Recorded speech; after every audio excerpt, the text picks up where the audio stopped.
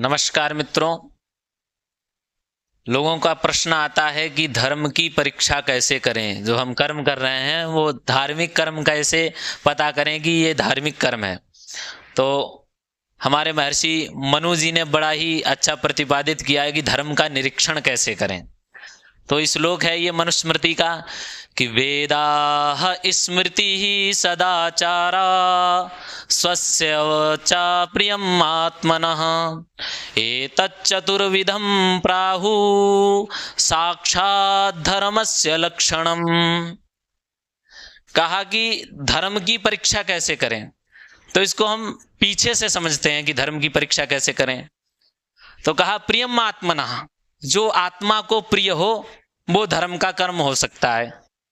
और कभी कभी ऐसा होता है कि आत्मा को प्रिय गलत भी होता है, अधर्म भी प्रिय होता है। तो कहा फिर कैसे करें।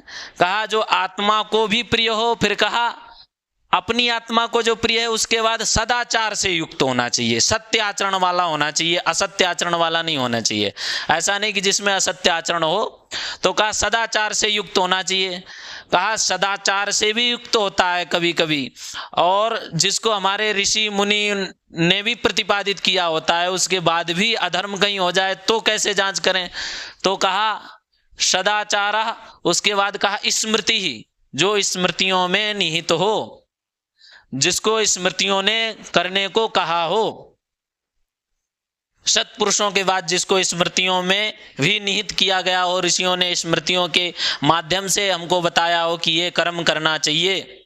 और कहा उसके बाद भी अगर परीक्षा ना हो पाए तो कहा साक्षात वेद को ही धर्म मानना चाहिए।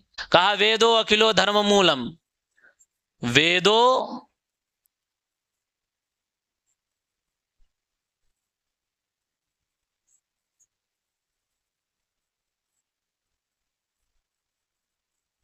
वेद ही धर्म का मूल है।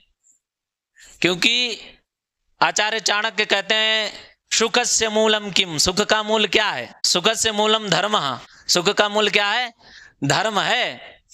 और कहा धर्मस्य मूलम किम, धर्म का मूल क्या है। तो कहा वेदो अखिलो धर्म मूलम, वेद ही धर्म का मूल है। संसार अखिल में जितना, संसार में जितना धर्म है उस सब का मूल क्या है, उस सब की जड़ क्या है, वेद। इसलिए कहा वेद, स्मृति और सत्पुरुषों का आचार तथा अपनी आत्मा की आवाज, ये चार धर्म के लक्षण हैं। अर्थात इन्हीं से धर्म और अधर्म का निश्चय होता है।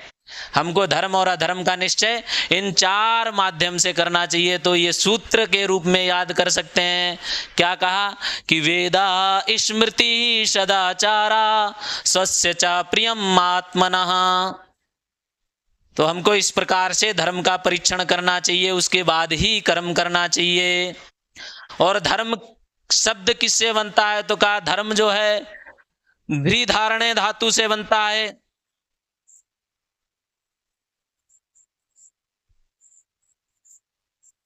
जिसका अर्थ होता है धारण करना। तो ऐसे कर्मों को धारण करें जिनसे किसी को कष्ट ना हो और स्वयं अथवा अन्य जीवों को भी सुख की प्राप्ति हो। वो क्या है, धर्म है।